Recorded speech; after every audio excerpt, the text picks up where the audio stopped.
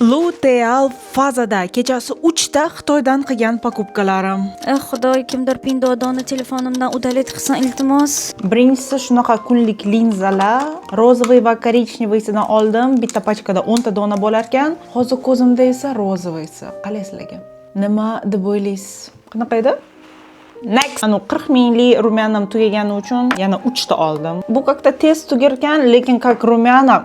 Bu safar 3 ta 3 xil rang oldim. Next. Moshniy soch uchun uxot oldim. Xullas, men Tayga borib keverib o'zgarib keldim. G'alati eshitildi. Avval sartaroshim faqat professional uxot ishlattirardi-da, keyin Tailandga borib oddiy Daf yoki Pantene olib ko'rib bildimki, mana shu uxotlar professionalni uxotdan uncha farq qilmas ekan.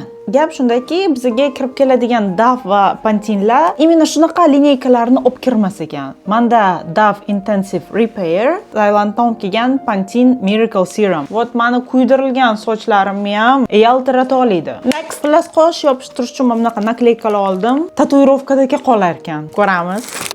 Qosh yopishtirar ekansiz.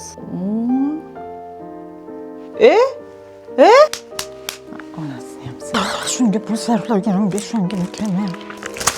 Bu esa qorinni yo'qotadigan belbog'. Kechasi 3 edi. Eslatib o'ting, kechasi 3 luteal faza, tushundinglar? Endi vodonni o'qlab qo'ysam. Kipriklar, bu esa ko'zni tegi uchun kipriklar. Nabor takoy.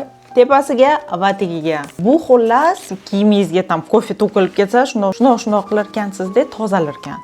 Buni hali alohida test qilib ko'ramiz. Bu juda zo'r narsa. 90 minglik ochki, lekin sifati qo'y, luksga o'xshaydi. Qarang, bu-chi? Anaqaga o'xshaydi.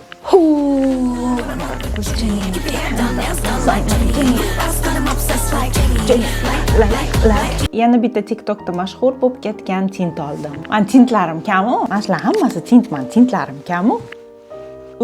Tint moshniy. Oti otquloq Pink Bear ekan. Yarmi super foydali, yarmi bir tiyinga qimmat покупкамga necha baho berasiz? Komment etib keting.